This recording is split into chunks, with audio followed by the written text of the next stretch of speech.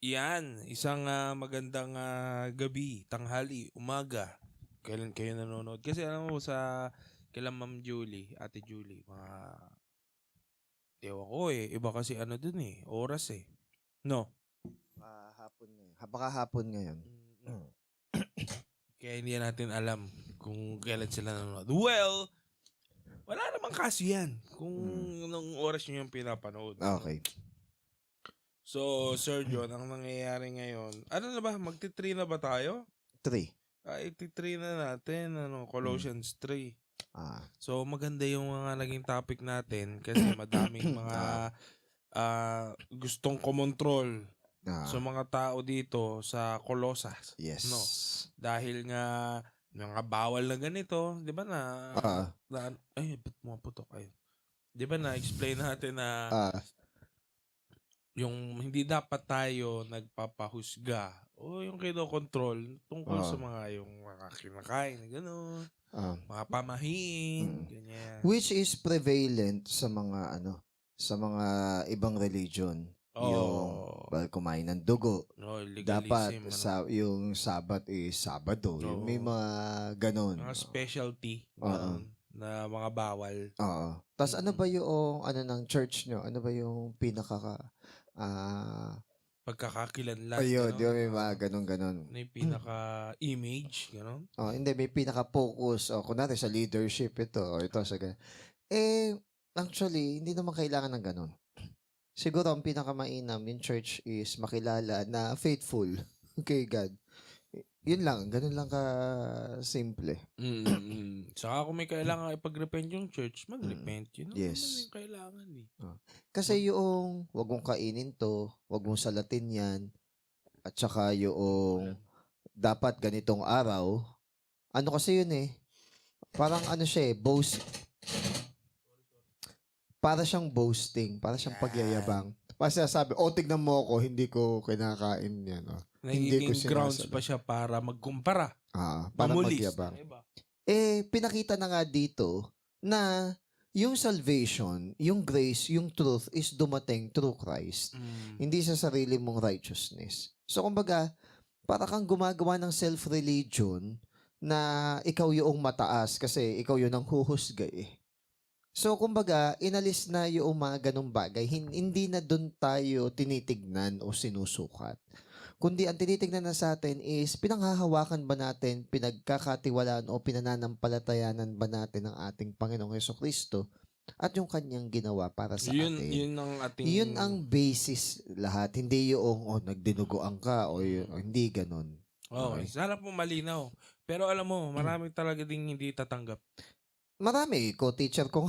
Madami talaga hindi tatanggap. Kahit na sinabi pa ng Biblia na ganon, maraming hindi tatanggap. May isa co-teacher, Seventh-day Adventist Parang nagmamadali ako na nakalive ako Then may kinuha lang ako gamit, dinebate pa niya ako.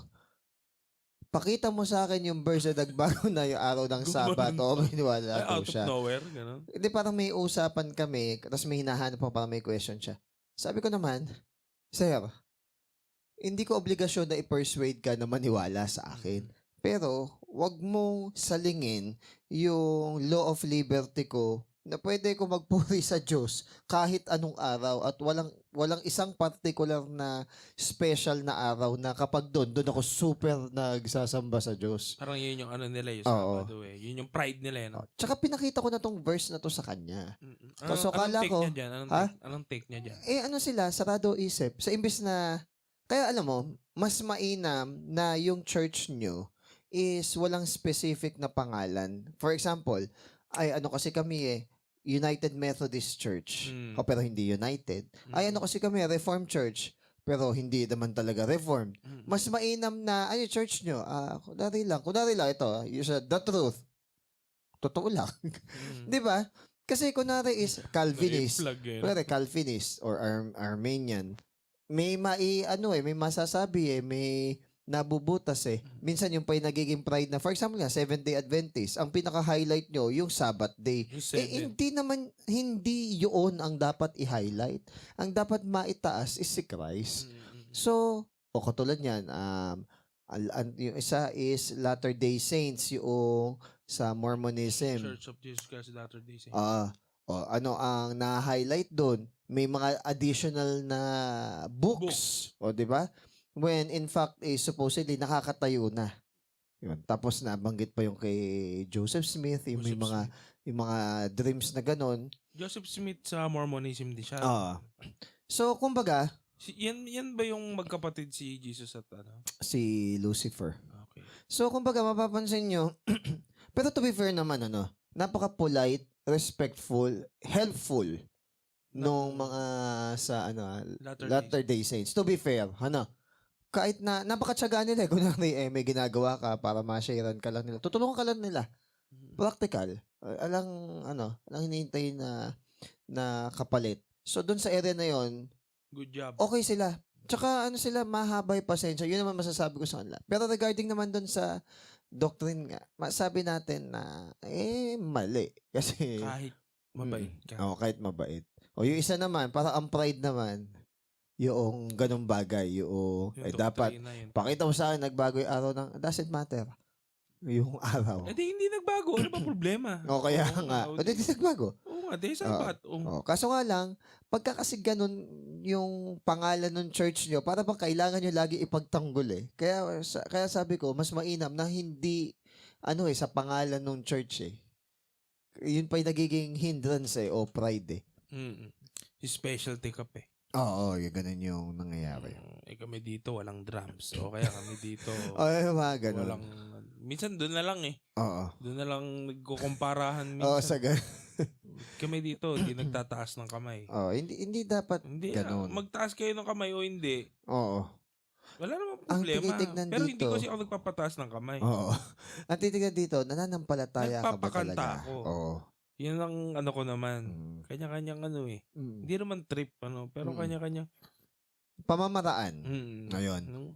So, hindi dapat nagkukumparahan in terms of ba't ito hindi nyo ginagawa? Kasi nga ang outward lagi eh.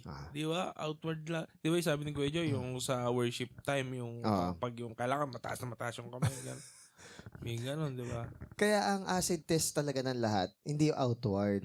Ang acid test talaga ng lahat is yung inward na tunay na pananampalataya natin kay Christ. Kasi kung yung outward mo hindi naman totoo, ala din. Wala. Di ba sabi ko nga sa'yo, merong isang uma-attend, taas ng kamay. Tapos nag-aano pa, yung pag kumante, feel ba? Tapos malaman ko, hindi niya inalagay ang magulang niya. Yun nga yung... Diba? Parang... Yun yung nakakalungkot. Abusado pala. Parang...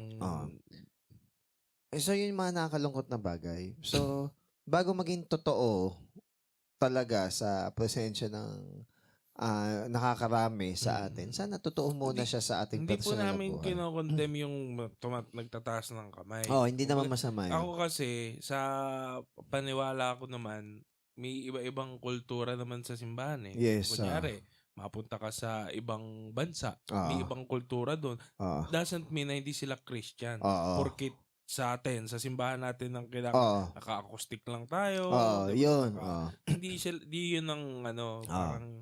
Pero, we respect naman din yung mga common na culture. Pag sinabing common na culture, hindi naman siya religion specific. So for example, nasa loob ka ng church, nasa loob ka ng classroom, nasa loob ka ng hearing, tatanggalin mo talaga yung sombrero mo. Ayun. Given yun, hindi yun religious. It is a cultural thing. Ethics talaga yun. So, yung mga ganong bagay, hindi siya yung malalim na, ba't di ka man lang nagtanggal ng sombrero? Hindi spiritual ang pinag-uusapan doon. Unlike kasi dito, do not touch, do not eat, do not taste. Spiritual kasi nila pinapasok yun eh. Parang nagiging more righteous eh. Ang ginagawa naman natin dito sa isang part na to is, ina-avoid nating maka-offend. Yun. Saka sa mga suot din, di ba? Yun din. So, ibig sabihin ba nun, legalistic kapag, maganda yan eh. Maganda yung topic niyan tungkol sa damit eh. Kasi kasama yan sa self-control sa sa Webes. Sa Webes? Wednesday. Miyerkules. Hindi, Webes. Miyerkules kasi Webes yung Psalms. Ganun ba? Webes is Thursday. Baligtad na sa utak ko. Ano ba yan? Webes is midweek Thursday. ka nga pala. Oo. Kaya Okay. pala siya midweek. Okay. Ang ano ko doon, bukang hindi ako masyadong magpa-PowerPoint eh. Kasi Okay. sa self-control, more on practical eh. Alam mo, Pera, oras, yan yun eh. Pagkain, health. madalas na-amaze tayo, halimbawa, kung Superman, napakalakas. Tapos napaka-powerful yung mga superhero. Galing na galing tayo sa mga preacher na very charismatic at saka yung napakagaling na magdala. Pero alam mo, lately, mas na-amaze ako hindi doon sa charismatic, sa magaling magdala, hindi sa skill. Okay? Na-amaze ako sa tao na composed, kayang kalmahin yung sarili, kayang maging prim and proper, or more or less self-control. So para sa akin, yung greatest power na pwedeng taglayin ng tao is the ability to control himself. Ganda naman. Ayun. Yari na. Kasi amazed tayo sa sa mga, malakas, ganyan, charismatic. Kumbaga yun yung mga nasa top, mga Latin honors, mga ganun, di ba? Kasi pakakawalan mo lang eh. Pero yung pagiging mature, pagiging practical, hindi lang Latin honor. Yun yung yun yung, ano yung tawag doon sa hindi halata? Anong biblical term yun? Obscurity.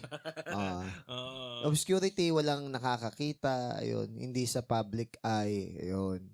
So, yun yung self. Kaya pansinin mo, nagtapos ang Galatians 5 sa self-control.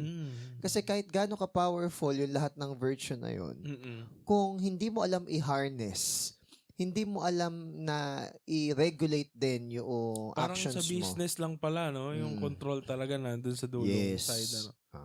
So, hindi siya pwedeng mawala. Yun. Part pa rin siya ng love na fruit. Of course, oo. Hindi pwede na obsessed ka sa love pero walang wisdom. Ayun. Kimi self-control talaga. Yes. Not spirit of timid. Sound mind. Tama. Okay, 3. Colossians 3. Since binuhay na kayong muli kasama ni Kristo. Okay. Mag-focus kayo sa mga bagay na nasa langit. Hanggang verse 4. Okay, focus daw tayo, sir. Kung saan nakaupo si Christ sa kanan ng Diyos. Isipin nyo ang mga bagay na nasa langit at huwag ang mga bagay na nasa lupa. Kasi namatay na kayo at nakatago sa Diyos ang buhay nyo kasama ni Kristo. Nagkakaroon ng meaning ang buhay nyo dahil kay Kristo. At pag nagpakita na siya, ipapakita din kayong ka-share niya sa kaluwalhatian. Okay, so yung pinakikita ni... English. When Christ who is our life appears, then you also will appear with Him in glory. Pero yung main, focus on your, fix your eyes on things above, gano'n. Related lang yun. Okay. Yung fix your eyes on Jesus, the author and finisher of our faith. Hebrews kasi yun eh, no? Pero kumbaga related dito.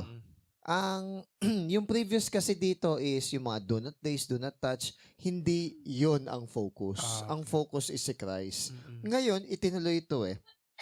Alam naman natin na yung pagbasa ng mga scripture, hindi naman siya yung sisimulan mo sa verse 1 ng chapter eh. I-consider mo yung previous na chapter yung dulo kasi baka siya ay connected doon kasi sa... dati wala namang verse.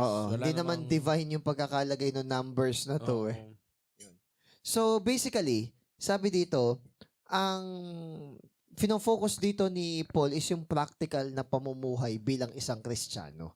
So, pag sinabing practical, hindi siya yung mystical o spiritual na parang gnostic na mysterious or mysticism. Ano yun? Actually, dati, akala ko nga ganun eh. Akala ko rin dati. Pero hindi pala. Parang sa parking bubulong si God. May parking doon. Di ba? Ganun eh. Pwede rin naman ganito. Nagbigay ng wisdom si God na paano ba tama mag-park. Pwedeng mahirapan muna tayo na paurong yung parking para... kapag aalis na tayo, madali na lang kasi nakaharap na palabas. So, yun. So, kumbaga, si God nagbibigay ng mga ganong wisdom na hindi naman kailangan na merong liliwanag na part doon na dito, walang nakapark. Hindi naman kailangan laging may ganon. And people are drowned and sabihin natin na drawn doon sa mga ganong idea. Yung pang-movie. Yung parang pang-movie. Pag naglalakad tayo o nag-overcome tayo ng mga hardships, walang background music. Wala yung mga ganon. Okay? Sabi ni Lord na. Oo, yung mga ganon. The old school sabi nila. Alam mo, nung kahapon ba, linggo ba kahapon? ba yan? So kahapon, naglalaro yung mga bata ba sa simbahan. Ang laro nila, isa sa mga laro nila is yung Jesus Says ba yan? Jesus Says. Okay, So sige. ang laro niyan, kapag sinabi nung leader o nung Okay. nag-proctor, Parang Simon Says. Okay, sige. parang Jesus Says jump. Okay. Kailangan tumalon sila. Pero pag walang Jesus Says, Pero kunyari, sinabi ko lang jump. Tapos tumalon sila. Mali. Kasi, mali. kailangan Kasi walang Jesus Says. Sabi Okay. ito kako yung ito kako yung parang indoctrination ng sabi ni Lord. Oo. Sabi ni Lord. Ngayon, kung sinabi nila na sabi ni Lord, nasaan yun sa Bible? Kasi, enough na yung Bible eh. Pero ito ngayon nga, uso po yan sa panahon, ewan ko ngayon ha? Meron pa rin. Ewan ko ngayon, pero Meron pa din. mga past 10 years, sobrang uso niya. Na talagang kahit sino pwedeng mag-claim na sabi ni Lord. Na ganito, kahit wala sa Bible. Sabi ni Lord, magbasa ka rin ng Bible, double check mo kung totoo yung sinasabi nila. Pero ano ang kadalasan na sinasabi nilang sabi ni Lord? Yung mga vision. Di ba? May napanaginipan. Yun din. So, ingat din kasi marami sa ganun, guni-guni. Yung iba naman, hyper-spiritual. Yung mas focus sila sa ganong bagay na vision instead na mag-aral ng Bible. Sinabi. Last na dito. Sa Colossians mismo. Sa 2. Yung may mga visions. So, kasi ano nila yun parang pinapump up nila yung sarili nila Hindi nila maipump up yung sarili nila by consistently living a Christian life. So, iso-shortcut nila yun through vision. Para isipin ng mga tao na hyper-spiritual or very spiritual May ka. sinabi sa akin si Lord dito. Kasi mas mabilis nga naman yun. Kapag nag-appear kang mukha kang spiritual sa mata nila by doing that vision thing, shortcut nga naman yun na parang angat ka. Tingin ko may psychology din. Tingin ng tao angat ka. Pero yung consistent na sinasabamuhay mo araw-araw, yung salita ng Diyos, iniingatan ko yung likod ko sa aircon Nagda-dry lalamunan. Okay, so kailan ko lang natuklasan yun. Yung pala, Nung sinabi mo na, ang tawag dito, i-dry mode ko yung aircon. Ngayon tinanong ko, ano yung disadvantage ng dry yung aircon? Nakaka-dry siya ng lalamunan. Yung dry?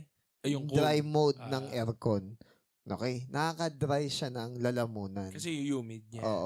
So, so may ganun pala epekto. Nung una hindi ko maintindihan bakit, yung samid ako ng samid. So, nung pala, yun pala yung, yung iba parang magiging mystical na Parang siguro sinusubok ka lang talaga ng Diablo, ganon. Minsan talaga, minsan we tend to overstretch. We tend to overstretch. Pero may mga normal lang naman na bagay na hindi, naka-dry mode kasi yung aircon. Yung palo ng langit yan. Sabi pag gano'n no? Hindi, hindi ka lang talaga maingat sa kinakain mo. Yun. Hindi yun sabi, pinapausa na ka. Hindi ka lang. Pwede din. Pwede rin, pero kumbaga, hindi si Lord na nagdala ng consequence nun. Kumbaga, isa ko natutunan Hindi na kailangan magpasya ang Diyos na magkasakit ka. Ikaw na nga nagdala. Kasi may sistema na yung Diyos Ginawa niya 7 days. Nagpahinga pa nga siya sa isa So, 6 days ang ginawa, then 7th nagpahinga. Diba? Not because napagod siya, but because it is finished. Ang point ko lang, parang ito na yung sistema Hindi naman siya after nung 6 days, gumawa ulit siya. Hindi naman bahala na kayo mag-produce. Mag-produce kayo ng reproduce. Parang gano'n. Tsaka binanggit din naman the body is the temple of the Holy Spirit. Talagang kung sinasalahulan mo yung templo, meron talagang balik at epekto sa'yo. Hindi, yun yan. Yun. Kailangan ma-realize mo yun. Nagbisyo ka. Yes. Tatawag ka sa Diyos pag nagkasakit ka. Kakatok sa puso, hihingi ng Gcash. Hihingi sa mga ginunto ang puso. Di ba? Ano ka perwisyo yun? Oo. Di ba? Hindi ka naman kasama nung tao. Hindi mo naman siya, wala ka naman pakialam doon sa tao na yun nung nagbibisyo ka. Tapos ngayon kailangan ka, abalayan mo. Ngayon, Yes. kapag hindi ka naman natulungan, edi Masama pa sila. tampo ka naman. Oo. Yung paano daw maging masamang tao? Magpautang ka, tapos singilin mo. O kaya Sama naman, ka na. No? sama ka na. O kaya naman daw, lagi kang tutulong, tapos tumanggi ka minsan. Masama ka ng tao. Because, even yung mga nanja-judge sa Christian na, Christian ka pa man din, ganyan yung ugali mo. Di ba may mga ganun linyahan? Na yung nagsasabi nun is hindi naman din Christian. So parang gusto nila, sila yung maging basis kung paano maging Christian yung Christian. Balikan mo, di ba? Anong magandang pang-rebat sa gano'n? Hindi ko nire-rebat eh. Pero sa tingin mo, kunyari magkakaroon ng logical debate. Ang tanong ko lang is, sinasabi mo ba kung paano dapat maging Christian kasi pakabig para sa'yo kapag ganito yung ugali na sinunod ko? Medyo ano ka pa dyan, sir. Ano? Medyo mabait pa yan. Ay, hindi. Ano kasi yun? Mabigat yun. Ang point ko dito is, sinasabi mo na Christian yung ganitong ugali kasi makikinabang ka. Pero, hindi Christian yung ganitong ugali pag tinatama ka. Yun ang gusto kong i-point doon. So, kumbaga, kung hindi... Selective. Oo. Ibig sabihin, kaya minsan, Kung beneficial sa'yo, Christian, i-demand mo. Yung card, ilalabas mo yung card. Oo. Pero kunwari, napagalitan ka, napagsabihan ka, Christian gagamitin mo yung card na Christian ka pa man din.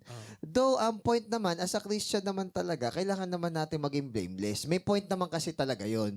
That's why we need to examine ourselves. Pero kunwari, lagi nilang ganun yung ginagamit yung card, talaga naman na nagrepent ka naman na, talagang maingat yung walk mo, hinahanapan ka pa rin ng ganun para magamit sa'yo, ang lagi ko sinasabi is, talagang yung nasa mundo pa ang nagsasabi ng standard kung paano maging Christian. The audacity naman minsan nung iba na sabagay bulag nga kasi eh. Pwede mo bang sabihin wala kang karapatang gamitin yan kasi di mo nagigets? Sinasabi kasi sa Bible na habaan daw natin pasensya so that God may grant them repentance. Kaya maganda. Ano kaya Jesus way, no? Ha? Ano kaya Jesus way ng pagsagot sa gano'n? Ang Jesus way... Sabagay, si Jesus hari ka pa man din, di ba? Hindi, depende. Minsan, pag ignorant talaga yung tao, ang ginagawa ni Christ is, nagbibigay siya ng mga parable para maintindihan. Example is, may strong din siya na conviction meron, syempre. Hindi, wag na, alis tayo dyan. Example, yung pagtitiwala kay God the Father. Sabi niya, kasi hindi magets nung iba eh. Hindi na nila nakikita si God eh. Kung yung tatay nyo nga na masama, is kayang magbigay ng tamang bagay sa kanilang mga anak. Yun. So parang ganun. Gumagamit siya ng mga analogy and sabihin natin na comparison and parable para maintindihan ng tao. Kaya kung tatawin mo sa akin, kung tama bang diretso yung kung ganun, hindi ko pa rin sasabihin in that manner. Kumbaga, haba ako pa rin pasensya na... Kasi nga, hindi nila nagigets. Bulag nga. Yun yung pinaka-simpleng term. Pero kunyari, isang Christian din or claiming, medyo iba yung way mo. Kasi parang may point of... Kala ko ba Christian ka? Pag claiming siya, nahanapan ko siya ng fruit. Ganun. Ngayon, kunwari... Kaya mag-agree kasi kayo kung Christian siya Kunwari, may mga co-teacher ako, nabanggit ko lang na sinabi ko minsan na mag-church ka kasi, sabi kong ganun. Tapos parang ang isisigit na agad why some people in the church are very judgmental. Ganun agad yung isisigit. Very typical. Sa akin naman is, pag ba sinabi mo na mag-church ka kasi, is it already a judgment? Tapos number 2 is, inuutos din naman sa loob ng church na to judge righteously. Hindi ka nagsisimba, sinabi, magsimba ka, hindi yun, hindi yun, ang tawag dito, hindi yun pang judge. So, halimbawa, hindi ka naliligo, maligo ka, yung pang judge ba kapag sinabi na gano'n? Pwede kasi sabihin na hindi... Hindi ka nagtuturo, magturo ka. Oo. Kasi ngayon, sensitive yung mga tao ngayon kapag nasisite, pero kapag ginagawa nila yung maling bagay, hindi sila sensitive. Yun yung irony nung bagay. So, kumbaga, though hindi man nila directly sinasabi na ako yung nang judge, ang point ko is, bakit lumabas yung statement na yun or idea na yun out of the blue nung sinabi ko lang yung ganun. So, basically, hindi naman ako pinakita kahapon. Understood ko na, just because nagsabi ko na, magsimba ka kasi. O, yun. Pero, kumbaga, Anong context nun? Ba't mo sinabi? tinatanong kasi yung isa, ganun, ay, ang pogi naman nung kasama mo, ganyan, ganyan, ganyan. Actually, hindi nga spiritual yung pagkakasabi ko. Ang pogi naman nung kasama niya, kado sa isang co-teacher namin na nag-church, sa ibang church. Eh ako naman, gusto mo pala ng pogi. So parang ang linya ko sa kanya, mag-church ka kasi para makakita ka ng pogi. Oh, iba pa pala kita mo, context yun. hindi pa nga context. spiritual yung pagkakasabi Oo ko. nga, ano. Tapos yung sinabi, may para ako sa church. Ako naman, para Ang bang, babaw lang pala eh. ako no? na, dahil rinding-rindi na ako sa ganung salitaan, hindi ko na siya siniseryoso. So, kumbaga, para sa akin, hindi na siya offensive. Parang petty na lang. Para bang, wala na bang better argument sa, linyahan ng ganun. So, kumbaga, kung ibabalik ko dito sa sinasabi kanina, di ba, namatay na tayo sa mga sins and trespasses eh. Then, nung namatay tayo, katulad sa baptism, yung pagkakalibing, inahon tayo, yun muna yung essential. We must be raised with Christ. Kasi pag hindi tayo raised with Christ, hindi tayo matatawag na new creation. And kung hindi tayo matatawag na new creation, hindi tayo magkakaroon ng new thinking and new mindset. Kaya lang naman tayo mas nagiging focus sa mga bagay na makalangit because yung ating sabihin nating being is makalangit na. Why? Because we are raised with Christ. Pero nung tayo ay hindi pa raised with Christ, hindi pa tayo namamatay sa sin, tayo ay makamundo. So, kumbaga, wala tayong kakayahan or superficial yung kakayahan natin na mag-focus sa mga bagay na makalangit. We can try, pero it's futile kasi walang Holy Spirit sa ganun. So, bakit mahalaga na we are raised with Christ? Tingnan natin ha. Pagkayari kasi na resurrection ni Jesus, umalis siya sa kanyang libingan. He left the tomb. So dapat tayo din, umalis na rin tayo sa ating old na sabihin natin na lifestyle or old na routine or yung coffin natin. O yun, in English ko lang. Next, after the resurrection. Ano ang kabaong mo? Okay. Ano ang kabaong mo? Yung mga old lifestyle yun. Mga kapatid. Ano? Mga kabaong natin. Number 2. Nung si Jesus nag-resurrect, nag-spend siya ng remaining time niya na mag-minister sa kanyang mga disciple. So tayo din, mag-minister tayo sa mga brethren. Yun ang ating, dahil may mga nag-sign up sa simbahan natin about sa ministry. Na-remind natin sila about sa yung pinaka-essence ng ministry. Okay. Kasi tendency niyan, nag-sign up kayo eh. Yes. So, willing kayo. That's good. And may expectation. That's good. Kasi nag-volunteer kayo eh. Kung hindi ka nag-volunteer, walang expectation. Walang thank you kasi dyan. Kahit walang thank you. Okay lang. Oo, kasi nga, si God ang nakakakita. Si God ang pinagsisilbihan natin. Si God din ang magre-reward sa atin. Yun din, kasi nga, nag-ministry ka sa brethren mo din. Tsaka you minister because you have an overflow and surplus noong blessing ni God sa ating buhay. Yun. Number 3. Pagkayari ng resurrection ni Christ, namuhay siya with a supernatural power with the ability to do impossible thing. Siguro, hindi naman sa in a charismatic manner, pero kumbaga, mas able na nating magawa yung mga bagay na hindi natin nagagawa dati kasi merong empowerment or enabling power ng Holy Spirit. So, meron na tayong kasama. Meron nang tumutulong sa atin na magawa yung bagay na nahihirapan tayo dating gawin. Yan yung maganda. Kapag Christian ka, yung mga bagay na ayaw mo before is may drive ka ng gawin ngayon. At yung mga bagay na gusto mo na mali is nagkakaroon ka ng distastefulness or sabihin natin pandire o pagkasuya o sa ganung bagay. Dapat ganon. New desire. Oo. New birth nga eh. Oo. Diba? New creation. Yun ang pagkakaiba yun ang mahirap intindihin pa eh, no? Sa kapag hindi ka pa naboborn again. Yun ang pagkakaiba eh. Yung isa is bawal. Bawal yan. Bawal. Yung isa naman, bagong pagkatao talaga. Oo. Kumbaga, nabago siya talaga. kailangan mo na ituring talaga na yung ganun pamumuhay, patay na yun. Hindi na yun. Saka itong na-born again, hindi pilit. Oo, hindi pilit. Hindi hirap. Oo. At saka malinaw sa isip mo na hindi na yun ang buhay mo. May something na nagbago talaga. Yun siguro yung mahirap intindihan na Christian, ayoko dyan, madaming bawal. Actually, sa totoo lang, wala nga eh. Hindi naman nagbawal eh. No. Sa sobrang hindi nga bawal, binago na kasi desire ng puso mo. Ayun. Kahit hindi sabihing bawal yon, ayaw mo na yon. Dahil alam mong mali. Parang maganda yung naging illustration ni Kuya Joe. Dati kasi nagka-campus yan si Kuya Joe sa mga campus eh. Nag-share. So, sige, magsalta ka lang ako tubig. Sige.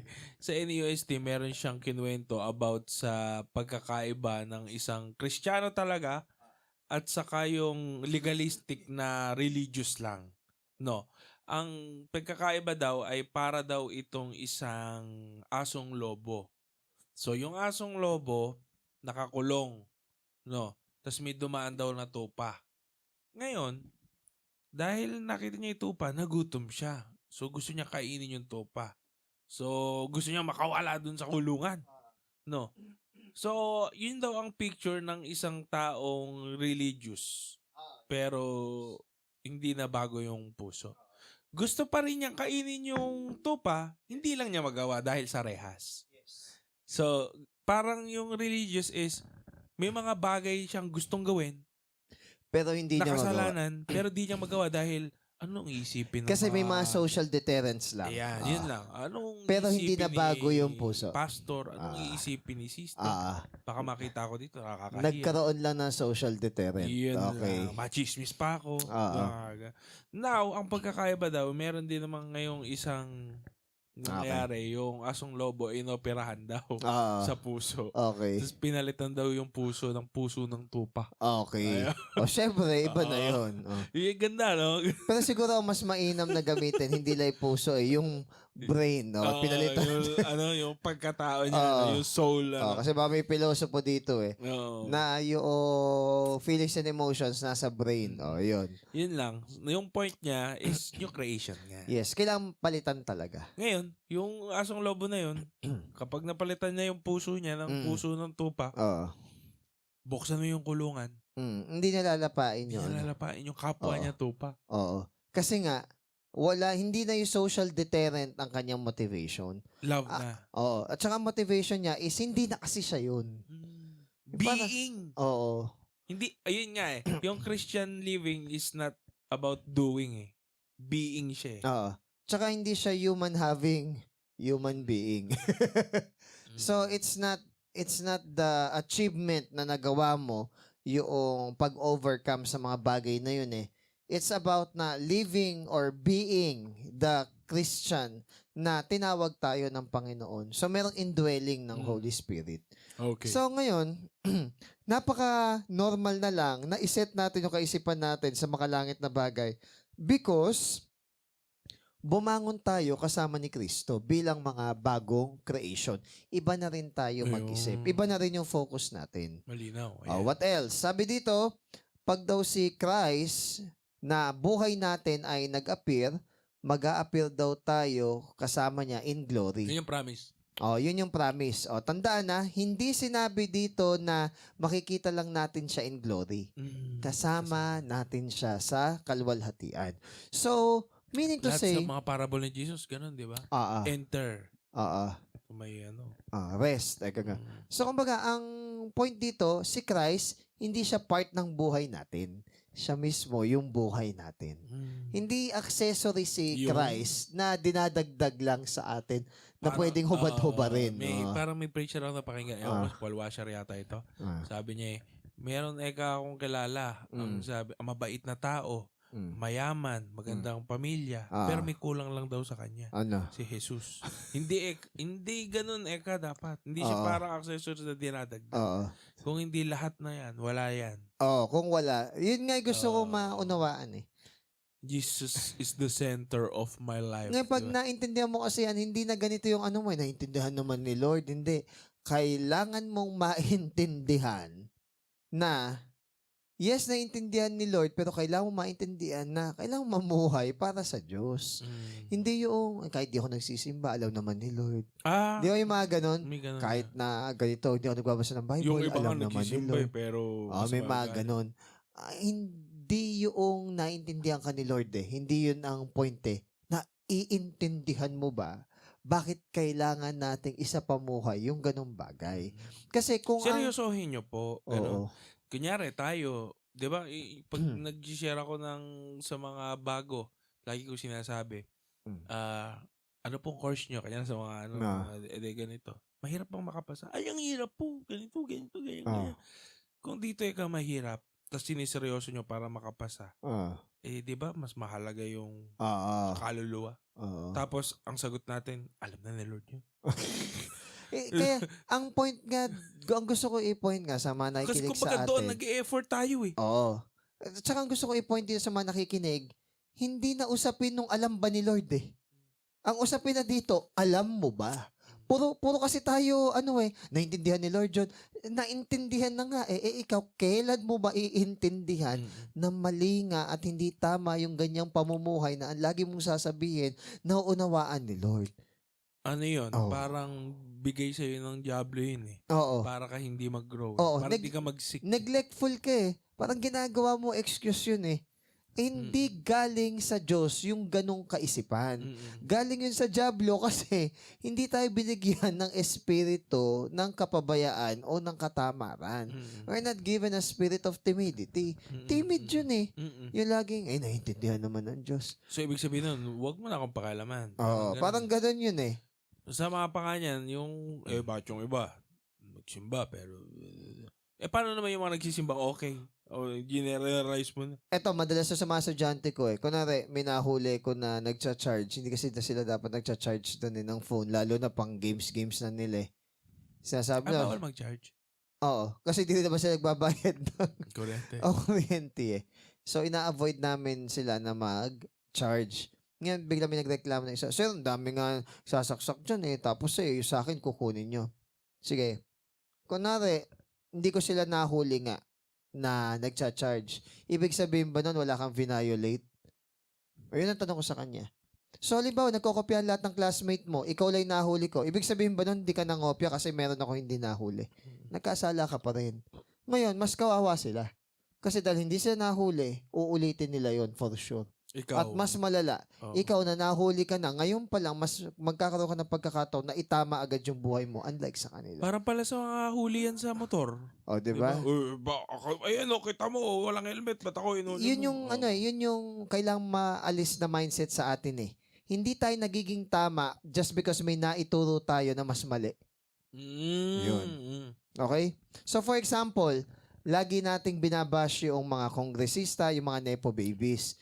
Yung kunwari sa flood control. Tayo ba? Tinatapon ba natin ng maayos yung basura? Sige nga. Ang gagaling nating mangbash tsaka manlait ng mga sabihin nating corrupt na officials. Wala ka bang korupsyon? Wala ka bang korupsyon? Hindi ko sinasabi na bawal ng bawal ng magbigay na opinion. Ang sinasabi ko is ikaw sa sarili mo. Throw the first stone.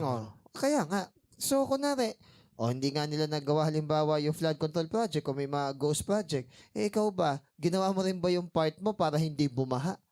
Wala ka rin naman minsan habas sa magtatapon ng basura. Nalagkit ang kamay mo, binitawa mo ng ganon. Ayaw mo nga ibulsa dahil malagkit. Baka langgamin eh. Pag nga may nadaan ng kasagda, nakakita ka ng basura, hindi mo naman papansinin eh. Hindi ko trabaho yan. So, kumbaga, ang punto doon is, kailangan magbago ng mindset natin. May part tayo. Bigger picture. Just because may nakita kang mas mali sa'yo, doesn't mean hindi mali yung ginawa mo. So, at exempted ka sa consequence. Oo. Hindi ganun.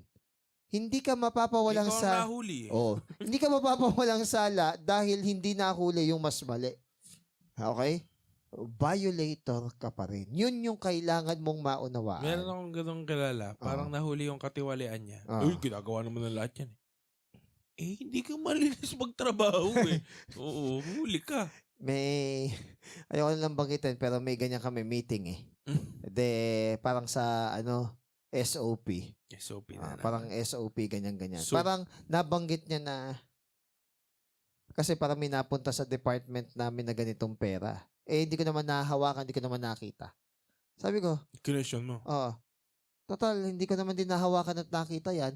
Dapat, pare-pareho tayo. Wala na kasi dapat ganyan. Sabi nung kausap namin, kahit naman yung ibang mga eskwelahan tsaka mga department, ginagawa din yan Ma'am, kahit po buong mundo, gawin yan, wala po yung legal basis. Bakit pag mga teacher tatanggap ng ganyan? Ay ma'am, ibahin niyo po ako. Kahit po sa teacher, mali pa rin po para sa akin yung mga ganyang bagay. So kumbaga, just because ginagawa ng marami or acceptable sa marami yung particular na sin, Hindi yung norm ang basis. hindi yung norm ang basis. Kaya ko na rin mga linyahan na nagsisimba ka pa man, ganyan ugali mo. But that does not exempt you na one day, tatanungin ka rin ni Lord na ikaw, tinatawag kita sa aking iglesia, hindi ka pumasok. So, kumbaga, ang point nun is, wag kang maging Accountable ka. wag kang maging proud na sa tingin mo mas mabait ka do sa kapitbahay mo na hindi nagsisimba. Ikaw, alam mo na dapat nagsisimba ka rin. Mas dapat ka nga nagsisimba dahil sa tingin mo mabuti kang tao. Hindi rin So, kumbaga, you are also equally accountable. Yun ang kailangan Measure magbago mo, sa... no? Oo. Yun yung kailangan magbago sa mindset. Ikaw na nagsasabi na judgmental yung Christian, nilahat mo. Hindi ka rin ba judgmental sa ginawa mo na yun? So, kumbaga, kung ano ang ginamit mo na metro na panukat, yun din yung gagamitin sa'yo. Last na to. One time, may sinabi, nagkasakit, na dengue Na dengue. So, ngayon sabi, kaya na dengue yan, hindi kasi marunong mag-submit hindi ka rin kasi marunong sumunod sa sa authority Ngayon, nung siya Ano naman yung authority ng pastor? nung siya naman na dengue, sabi, tinetest lang ako ni God. Hindi ganon. Baka hindi ka rin sumunod sa authority. Yes. Ganun. Kasi yun yung measure Yun na yung ginamit. ginamit mo kasing measurement. Yun yung sinasabi na do not judge or you too will be judged. With the same measure that you use. Kasi yun yung kasunod na verse Yes. Doon lang sinasabi na huwag kang madaling mang-judge. Kasi baka hindi mo alam na yung ginagamit mong panukat, gagamitin din yan sa'yo. Pero kunwari, aware ka na yung panukat na to, gagamitin sa'yo, ayusin mo yung buhay mo para blameless ka doon sa sinabi mo. Okay? Para hindi ka mapulaan. Para hindi ka mapulaan. Okay. Kasi nagiging antagonistic yung salitang judgment Judgment is neutral. Okay? It can either be positive or negative. Blind nga daw si Lady Justice. So kung tama yung ginagawa mo, favor sa'yo yung judgment. Pero kung mali yung ginagawa mo, unfavorable sa'yo yung judgment. Meron ako napansin nakita ko sa FB. Kasi parang mahirap, nagnakaw ng delata, nakulong. Tapos ito, mga mayayaman, di ba? Tapos nagnakaw ng bilyon-bilyon, hindi nakukulong. Parehas din silang mali. Yes, parehas silang mali. Di ba? Kaso nga lang, ang nakakalungkot dito, akala kasi ng mga tao, just because hindi na-serve yung justice ng kasing lupit nitong isa, akala nila walang justice. Yun lang. Hindi totoo yun. Okay. Mas matakot ka. Dun sa justice. Kasi na ipon na paparating. ipon yung wrath ni God sa ganun. Yun. Okay. Okay, so kumbaga, si Christ ang buhay natin, hindi siya part ng buhay natin. Okay, next, 5-7. Kaya patayin nyo na ang makasalanang nature nyo na gustong gumawa ng immoral na bagay, kahalayan, mga pagnanasa ng katawan, mga masasamang balak, at pagiging sakim. Kasi pag sakim ka, yung bagay na gusto mong maging iyo, halos yun na ang dinudiyos-diyos mo. Dahil sa mga bagay na ito, darating ang parusa ng Diyos sa mga taong ayaw sumunod sa Kanya. 7. Dati, yan din ang mga ginagawa nyo nung nakokontrol pa kayo ng mga ganyang pagnanasa. Okay. Ngayon, ang ginamit na term dito ay patayin, di ba? Put to death. So, ang Greek term dito ay Patayin. necrosate. Patayin Ibig sabihin ay to make dead. Gawing bangkay. Patayin talaga. It's very strong. Bakit? Kailangan mamatay ng maling pamumuhay. Paano ba patayin ang sinful nature ng tao? Inisa-isa naman Sige, bago natin sagutin. Ano yan? gusto fornication, uncleanness, passion, okay, evil desire, and covetousness, greediness pa. which is also idolatry. So, isa-isayin natin. Kunwari, fornication. Ano yung fornication? Ito ay pakikipag-sex outside marriage. Diyan ba kinuha yung porn? Hindi. Yung pinagkuhanan ng salitang porn, yung porneia, yung salita na yun, doon kinuha yung fornication. Okay. Ayun. So, yun. Fornication or pakikipag-sex outside marriage. Uso kasi yan ngayon. Kahit naman noon, ito sabi yun, ancient world, intercourse with prostitute. Okay. Madalas din to sa pagan culture. Prostitute. Bakit? Ano normal sa kanila yan? Normal sa kanila yun. Yung prostitution, di ba meron pa kang Hindi. Ang prostitution kasi, bayad. Yun nga, mali pa rin yun. Outside marriage pa rin yun. Hindi, kasi para sa akin, mas mabigat yung walang bayad. Yung walang bayad? Oo. Sabi nga, mas mabigat yun sa tingin ko Sige, wala namang problema dun Pero kahit ano pa yung kasalanan, it is enough to put you into hell. However, may varying condemnation. Yun. So, ibig sabihin, yung lahat ng kasalanan, pare-parehong enough na dali ng tao sa impyerno. Pero yung severity ng condemnation is magkakaiba. Yun. So, sa tingin mo, yung walang bayad, mas matindi. Hindi Sa may bayad naman kasi, dalawa kasi yung naging motivation mo dun Pera at saka yung selfish desire. So, hindi ko alam kung ano. Basta parehong kasalanan. Kaya ko lang nasabi kasi parang, kunyari prostitute ka, parang trabaho ko lang to, pera lang to. Kasi isa naman talaga, sobrang landi ko. Pero pareho pa lang din. Baka nga in the guys na pera din, pero bakit yun yung gusto mong trabaho? O nakaka-derive ka rin ng ng desire. Yun. Ngayon, yung pangalawa, uncleanness. Regardless. Regardless. Yung uncleanness, wider range siya ng sexual immorality. Or various forms of moral evil. Paano kunyari, yung mga thirst trapper, ganun? Mali din yun no? Lewdness na yun May may conviction ka din na, ba't mo ginagawa? Sando gaming, yung para lang dumami views. Hindi, no? Yung kunwari, kinasabi ko na sa mga estudyante ko kunwari, magla-livestream ng laro. Sila? Kunwari, hindi, example lang. Nakaka-relate sila dito dahil nanonood sila ng mga livestream na laro. Kunwari, may magdodota. Ngayon, hindi naman ganun kagalingan. Mag-ML, di kagalingan. So, ang ginawa ng babae, nagsando siya. Tapos, syempre, kita yung boobs. Tapos, gumaganon pa. Yung parang iniaalog pa talaga yung mga ganon. Kinahalata. Sa loob ng classroom, diretso ako sa mga terminology na ginagamit. Para ako, actually, pag diretso ako magsalita, malinaw. Walang tumatawa doon na yung para bang, yung alam mo yung tumatawa dahil green, tumatawa sila dahil nahihiya, yun nayuyuko sila. Na para bang sila na yung nahihiya dahil ako yung nagsasabi. So sabi kong ganon, so anong difference nung ako yung nagsabi? Parang inano mo yung nila, nasa isip nila, binoise out mo yung Sabi ko, anong intrusive thoughts. Yes, ang sabi ko sa kanila, anong difference nung ako yung nagsabi in an academic manner and spiritual manner compare sa pinag-uusapan siya as green. So, ang pinagkaiba is nagkakatuwaan kasi green joke yung pinag-uusapan. Pero dito, hinatulan na natin na mali yung ganung bagay na yon. Pero, akala natin mag-holds bar yung teacher na hindi sabihin yung ganung bagay. Hindi ka ako, academic ako to. So, we have to tell them kung ano talaga yung tawag doon. Thirst trapper. So, ba't mo kailangan mag-thirst trap? Di ba? Ano ba yung attention na kulang attention sa'yo? Attention. Misa pag may estudyante ko na... Pero ngayon talamak siya ngayon dahil nga sa gadgets, sa technology. Dati pa naman meron yan. Oo. Ngayon lang natin na mabilis ang pasok kasi ng information ngayon. Sample. Paano mag-thirst trap yung mga tita natin? Hindi, pansin mo, sa mga Victorian era, di ba may mga corset sila na sobrang hinihigpitan nila na nakaka-damage ng katawan. Minsan nagme-makeup sila na may halo na radioactive na chemical. So, kumbaga, dati na sila nagta-thirst trap. Ano yung fashion dati? Yung palakihan ng wig yung lalaki, yung mataas na elaborate.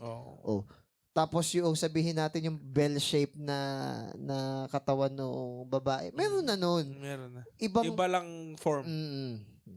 Yung ngayon kasi mabilis na dahil merong ang tawag dito, social media eh. Ngayon kasi, di ba, yung mga, mga makalumang Pilipino, di ba? Maria Clara, di ba? Oo. Diba? So, kumbaga, meron na nun. Kumbaga, mas na-expose lang ngayon at saka kumbaga, mas tanggap ng mga tao. Kunwari nga, ito na naman tayo. Saka go girl ngayon eh, di ba? Go girl. Ito nga, yung mga biruan lang na, kunwari, may classmate ka na lalaki, magkakabarkada kayo, biglang may magko-comment pero public, nababasa yon. Ang sarap mo, pre. Di ba may mga ganong, pero biruan lang nila yon. Ngayon, ang point ko is, dati ka ako, yung mga ganong linyahan nakakahiya. Oo, pero kasi baka pwedeng sabihin na, bare, ano ka ba? Parang hindi kahit, ka ba, hindi lang yung bakla ka ba, yung term na, ba't mo siya sasabihin masarap? Parang napakasalahula mo naman na, ano ba, kinain mo ba siya? Tinikman mo ba? So ngayon, humor siya sa ganong way? Ngayon, ganon ang humor ng mga Gen Z. Ano na sila, no? Yung parang pinupuri nila yung Pero sa atin, hindi pa rin tama yun. Kaya kumbaga, binabalik ko yung kahihiyan. Hindi, pag sa school... Ayaw mo i-normalize. Hindi ko din na-normalize. Binabalik ko yung kahihiyan sa kanilang kamuwangan na hindi tama yun. Ano ka sarap tinikman? Yun nga sasabihin na masarap kasama eh. Huwag masarap kasama, masayang kasama. So, alisin niyo yung ganun. Hindi siya nasa mali siya lang ng ano eh. Pero minsan, kulang kako tayo sa common sense na sa lahula na kako yung sinasabi ninyo, okay lang sa inyo. Huwag niyo siyang ilalagay or ipapatong sa guys na, hindi eh, yun na kasi humor ngayon eh. No, that is still a form of evil. So, yun yung sabi ko sa kanila. So, that is a form also of uncleanness. Sabi dito, it includes the misuse of sex but applicable to various form of moral evil. So karumihan mag-isip, karumihan sa pananalita, uncleanness pa rin. Pangatlo, covetousness. Ano yung covetousness? Yung mahilig na mangkovet. Ibig sabihin, mainggit. Or maling pagnanasa. Sana all. Oo. Kaya hindi ko na ginagamit yung salitang China oil. Oo, sana all. Either gusto mo kung ano meron siya, meron ka din. O yung wala ka, dapat wala rin siya. Yun. Jealousy at saka yung envy. Yung mga ganon. Halimbawa, gusto mo ba ng 500 pesos? Na, hindi ako mukhang pera. Binigyan ko lahat maliban ikaw. Ano maramdaman mo? Ay, unfair. Ay, ba't naging unfair? Kala ko ba hindi ka mukhang pera? Ayaw mo. Saka walang rule eh. Oo. Walang rule. Yun nga. So, kumbaga, ingat tayo sa ganon. Sa mga bata kasi, ganun na ang way of thinking nila about sa pagiging merit is ganun. Yung parang lagi dapat ako meron din. Oo. Kaya ingat ka din eh sa mga bata. Ano. Kunyari bibigyan mo yung isa, bibigyan mo dapat lahat. Yun yung ano ng fairness. Pero binabalik ko sa estudyante minsan pa rin yung hindi lahat kailangan may bayad. Kailangan buhay pa rin yung spirit of volunteerism. Hindi para i-manipulate kayo, kundi magkaroon kayo ng satisfaction. Yes, magkaroon kayo ng satisfaction na gagawin yung isang bagay kasi masaya kayo, nag-enjoy kayo, yun yung tama. Hindi dahil may kapalit. Kaya sabi kong ganun, sa amin, hindi kailangan ng mga plus-plus para maging cum laude, magna, tsaka summa cum laude. Sa amin, kung nabubuhay ka sa plus, mahina kang nilalang. Yun yung point namin. Taguro. Mahina ka nilalang kung kailangan mo umasa sa plus para ma-honor ka. Eh ngayon, ang biruan kung nasa UP, pag daw may init tsaka mineral water sa grupo ng mga taga-UP, 2 out of 3 chances or 1/2 chances na ang tatamaan mo daw ay Latin honor graduate. Dahil sa sobrang dami. Sa sobrang dami daw. Ang niisip ko naman, brain ano na sila brain drone na sila Bakit? Ang hirap nung nila, board exam. O di syempre, yung mga makakapasa doon, majority, matatalino talaga. Expected mo na yun. Ngayon, kung sa tingin nila na para bang may shift ba, na mas tumalino ba yung mga tao, or may namali ba sa sistema, o di, pag-aralan nila kung ano dapat i-adjust. Yun. Pero, wag namang ganun na para bang kasalanan na dumami yung na-honor. Yun. At nakakalungkot ngayon, maraming honor, pero walang alam sa buhay. Oo. Yun. Tapos ang hina sa mga problema at pagsubok, kulang sa diskarte. Ano sila, na-focus sa IQ. Oo. Hindi na-develop. Walang EQ tsaka hindi na-develop, sir, yung mga ganun. EQ tsaka AQ.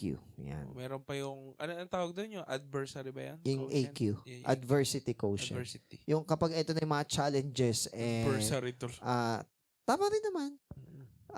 Adversarial quotient pa rin.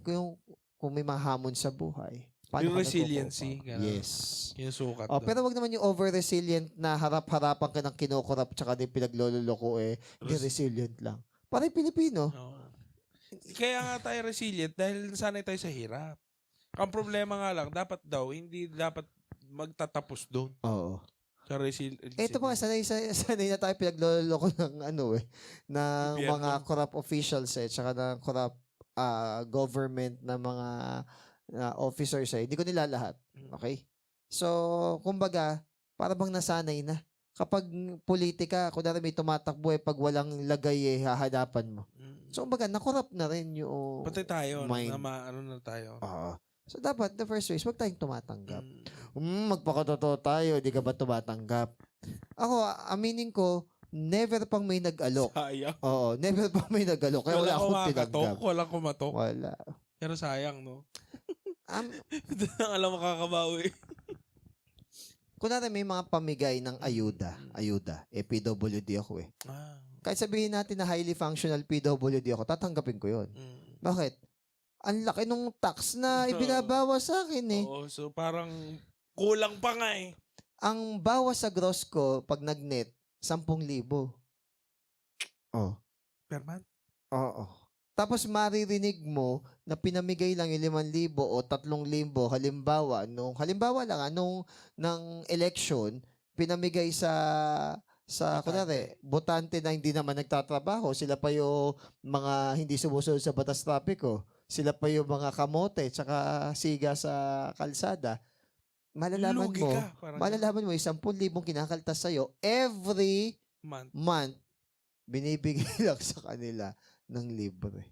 Magigigil ka talaga, bubuisit ka talaga. Kaya para bang ayaw mo na lang din minsang tumulong Minsan parang tinatabangan ka. Parang However, hindi kasi ganun ang mindset ni Christ. Okay.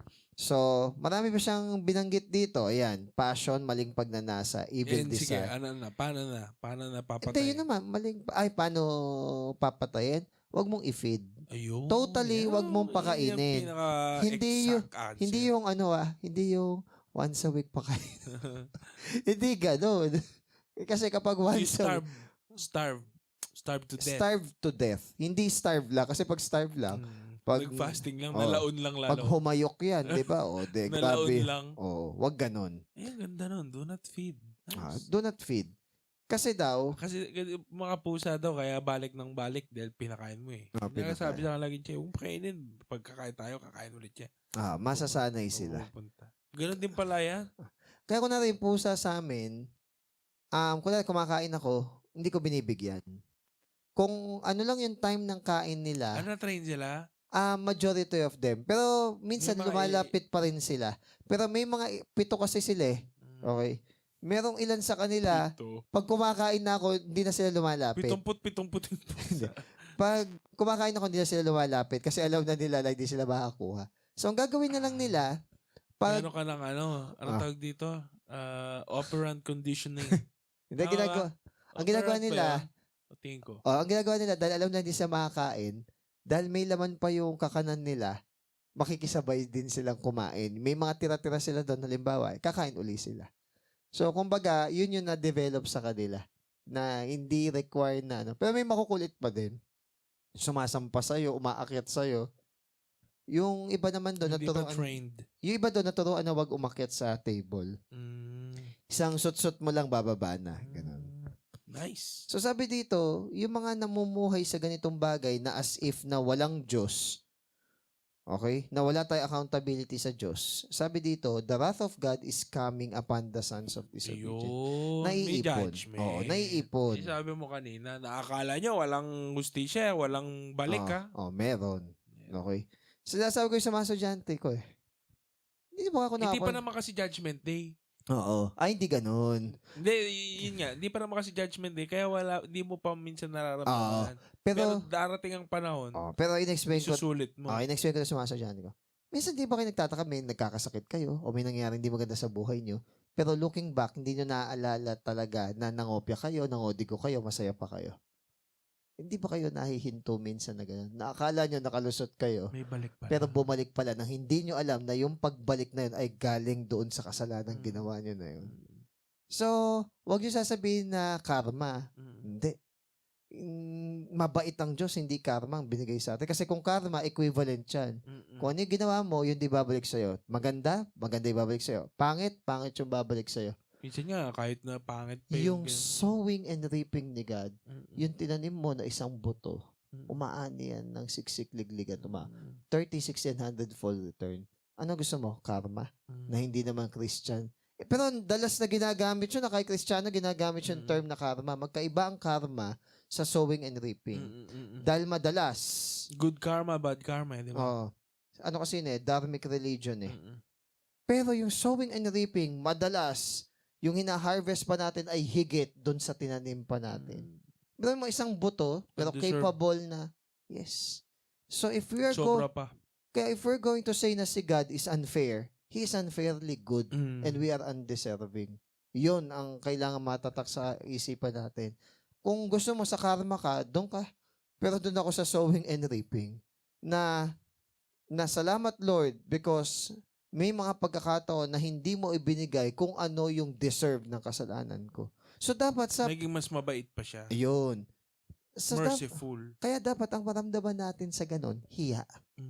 Hindi abuso, no? Di ba abuso? Di ba pinag-uusapan natin kagabi? Hayaan mo na anak, pagpapalain ka ni Lord. Pagpapalain siya ni Lord, yes. Parurusahan ka ni Lord dahil hindi ka naging accountable. Yun yung nakakalimutan natin. Abusado tayo, hindi natin naiisip. Yes, pagpapalain ni Lord yung mga tao parang no? Pautakin mo naman ako. Pagpalain ka ni Lord. Para magiging accountable ka kay Lord, lalo na kung ginamit mo lang sa walang kapararakang bagay yung inutang mo. Ginamit po pa si Lord. Yun nga, every idle word na lumabas sa bibig mo. Para makapanggancho. So, pero sabi naman dito, ganyan kayo noon. Noon. So, yung buhay na ganito should be a past tense sa buhay natin, hindi present tense. Baka kasi pumipitik pa. Okay. Sa kanila. O kaya kailangan nating patayin talaga. Totoo naman kasi yun Di ba may mga pitik din? Di ba kunwari, ay gumagalaw pa. Sige. Tuluyan mo na talaga. Pitik talaga.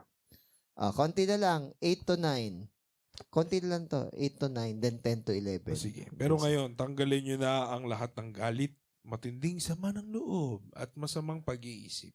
Dapat walang pang-iinsulto o malaswang salita na lumalabas sa mga bibig nyo. Huwag kayong magsinungaling sa isa't isa kasi hinubad nyo na ang dati nyong pagkatao kasama yung mga habits. Okay. Lesser sin to, but remember, ano pa rin siya capable na magdala sa tao sa hell. Pero, yung condemnation dito ay lesser compared dun sa nabanggit kanina. Dito lang siguro mag-focus yung do not lie with one another. Sige. Okay, kasi alam naman na natin yung malaswa, yung galit, poot, malisya, di ba? Yung paglapastangan sa Diyos, pagsasabi ng mga barubal na salita. Okay.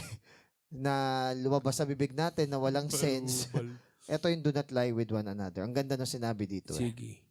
Pwede daw tayo magsinungaling sa isa't isa nang hindi nagsasalita. Paano daw yon? Madali nating ibahin yung katotohanan sa pamamagitan ng pag-alter ng tono ng boses. O pagiging eloquent kung paano mo sabihin yung isang bagay. So delivery matters pa rin, no? So sabi dito, at may mga katahimikan na nagli-lead sa tao na ibahin yung kanyang pag-iisip. Mamislead yung ibang tao dahil hindi ka nagsalita. So, na-mislead mo. Yun. Diba? Ginagamit yung technical. Pero alam mo naman na yun talaga yung kanyang ini-imply. Parang pwede mong i-drive ang tao. Depende. Pwede mong malaro yung... How you communicate. Pwede mong malaro yung tao sa ganong salitaan na persuade mo or na gaslight mo, pero hindi mo magagaslight si God. Ulitin ko, pwede mo mag-gaslight. Gaslight. Pero hindi mag-gaslight yung biro natin kay Brian kagabi. Baka naman pag kinausap mo ganun ay, Sir John, okay na pala Nag-gaslight ng favor Huwag ganun. So, kumbaga dito, alisin na natin yung luma nating pagkatao. Parang damit, hubarin na natin. Alam mo na nga na ginamit mo yun, narumihan na alam naman isuot mo pa. Kung naligo ka na, ibang damit na yung isuot mo. Hindi yung dati pa rin. Nonsense yung nilinis ka, tapos yung maduming damit pa rin yung susuotin mo. Hindi siya compatible. Alright. Okay. So, hindi lang sa pagsasalita nakakapagsinungaling, even sa tono, and even sa katahimikan. Oo, may tono kasing mababago yung meaning Oo. Ito lang. Sino nakatabig nito at ba't nabasag? Yung base. Hindi ko naman natabig. Nadikit lang yung siko ko na ganun lang, tas nahulog yun yung example. Pero kahit yung matatanda, may ganun. Hindi ko naman siya sinabihan, hindi ko naman siya minura. Ang sabi ko lang, hindi siya kagandahan, kaya mahiya naman.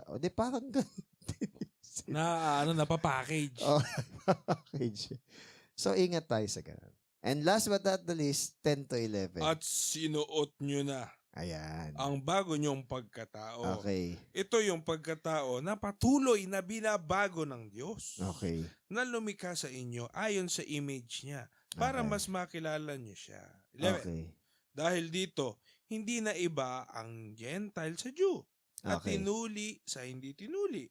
Ang dayuhan, ang malayo sa sibilisasyon, ang alipin at ang malaya. Pero si Christ ang pinakamahalaga sa lahat. Okay. At nasa inyong lahat si Christ. Biruin mo, si Christ nag-give birth sa Christianity na hindi necessarily galing sa Jew, hindi rin necessarily galing sa Gentile. Talaga siya, bagong creation talaga. Cornerstone talaga, no? Oo, bago talaga. Hindi na focus ngayon yung race, gender, o kaya yung status. Hindi na talaga. Wala nang barrier. Wala nang barrier, wala nang sabihin nating social peculiarity or sabihin nating katangi-tangi. Wala na. Kumbaga, kaya nga wala nang Jew, wala nang Greek. So kumbaga equal na yung footing nung lahat. So, meaning to say is yung pagiging Kristiyano nung isang tao is according na sa image and likeness ni God. Regardless na ng race. So, ibig sabihin, pantay-pantay na. So, gender, si Jesus, no? Yeah, kasi both male and advocate siya. Yeah, kasi male and female are complement with each maganda, other. No? Woke. In a right way. Maganda yung sinabi, di ba? Hindi kinuha gender sensitive. Hindi kinuha sa ulo ang babae para pamunuan niya yung lalaki. Hindi rin kinuha sa paa para tapak-tapakan lang ng lalaki. Kinuha siya sa tadyang bilang kaagapay. So, ibig sabihin, it's a complement. Hindi siya competition. It's a complement, side by side. Ngayon, tuloy natin. Sabi dito is, second, ang lumang pagkatao kasi natin is yung pagkatao ni Adam. Sinful nature. Yeah. Hindi na yon yung pagkatao na dapat nating isuot. Yung second Adam. Si Jesus. So, Christ-likeness ang ating si Jesus kasi, meron siyang human nature. Oo. Meron din siyang divine nature. Oo.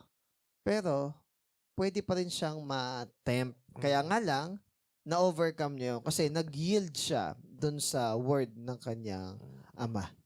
Now, bakit, kung bago na yung suot natin, bakit minsan nagkakasala pa rin tayo? Remember, na-train kasi tayo at na-program sa lumang mindset. Yun ang binabago. Yun yung kailangan i-renew or patayin. Yun. Pag ganun, sir, kapag sumablay, anong magandang gawin? Repent agad. Pag sinabing repent, bumalik ka kaagad kay God, i-acknowledge mo ano yung nagawa mo. Tapos, aralin mo talaga maigi. Ba't ka nagkamali? Tapos, seryosohin mo. Seryosohin mo. Umano pa naman. Sumikap. Magbasa ka ng verse na yun lagi target para talagang durugin mo na ng pinong-pino, di ba? Alam niyo kung saan kayo mahina. Oo. Wag mo nang buhayin. Meron akong napakinggan. Ito maganda. Pwedeng ender to eh. Sige. Parang napakinggan ko siya sa isang podcast. Parang, hindi nyo ba alam na kung ano ang temptation nyo, maaaring yun ang calling nyo? Kasi doon ka tinitira ng Diablo. So, kunwari, temptation mo, pera? Kunyari, ang temptation mo pera kasi gusto daw gusto ng Diyos, ikaw ang maging giver. Teka lang. Para gano'n. Pero mag-iingat ka doon. Kasi, sabi, what you fear you attract. Sabi, ay, pera. Lumalabas yung desire ng puso mo. Hindi pa namatay. Okay. Possible. Parang napaisip din ako na Possible. Kunyari, ang tawag dito. Kung ano yung temptation mo, pag na-overcome mo, yun, dun ka sa area na yun, pwede talaga mag-minister. Kasi nakaka-relate ka eh. Hindi siya yung parang, parang sasabihin mo lang, hindi, naiintindihan ko. Saka may compassion ka eh. May compassion ka sa ganun na, nag-gets mo talaga na. Saka alam mo ituro ang daan kasi dinaanan mo rin. Saka kailangan mamatay sa buhay natin yung salitang hindi nyo kasi ko naiintindihan. Hindi yun ang focus. Ang focus is na iintindihan ba natin yung kalooban ni God. Yes, there are times na hindi tayo naiintindihan ng ibang tao kaya parang medyo nahihirapan tayo mag-express. Naintindihan natin na may mga ganong pagkakataon. And we cannot fully 100% understand each other